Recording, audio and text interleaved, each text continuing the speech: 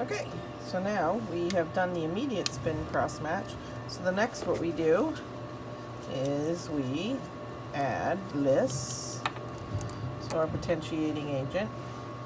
We add 2 drops of Bliss. This will get the red cells closer together to enhance agglutination. Incubate 10 minutes.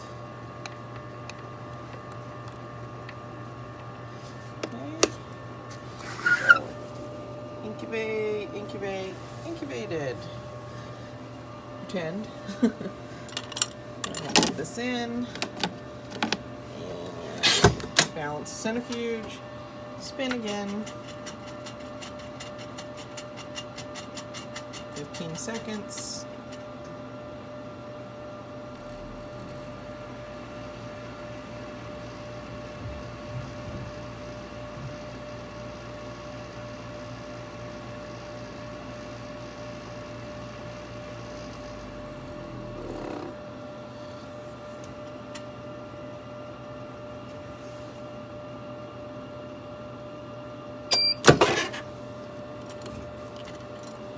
Out. We're gonna read for agglutination, tilt and jiggle, tilt and jiggle, tilt and jiggle. Make sure the cell button is fully suspended. Jiggle.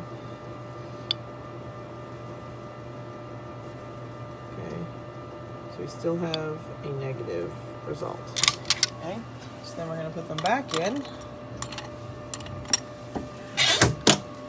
And you're going to start wash, which this wash will go for 4 cycles. So it's basically, instead of manually hand washing it, it's going to fill the tubes up with saline, spin, dump it, fill the tubes with saline, spin, dump it.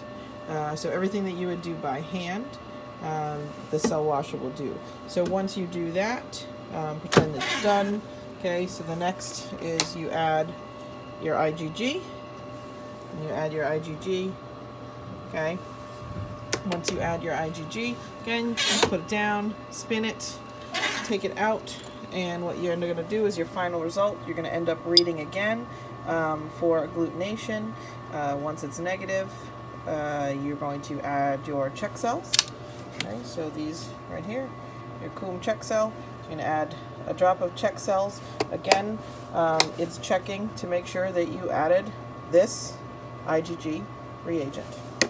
Okay, and then once you get that, you're going to read for agglutination, and in the check cells you would actually be looking for agglutination because it's confirming that you actually added the reagent. So then these 2 units are fully compatible and fully cross-matched. So we would do a full cross-match in the case of someone who has a current antibody or a history of antibody or a questionable antibody. We want to carry it all the way out, make sure that there is nothing there that could potentially cause a transfusion reaction.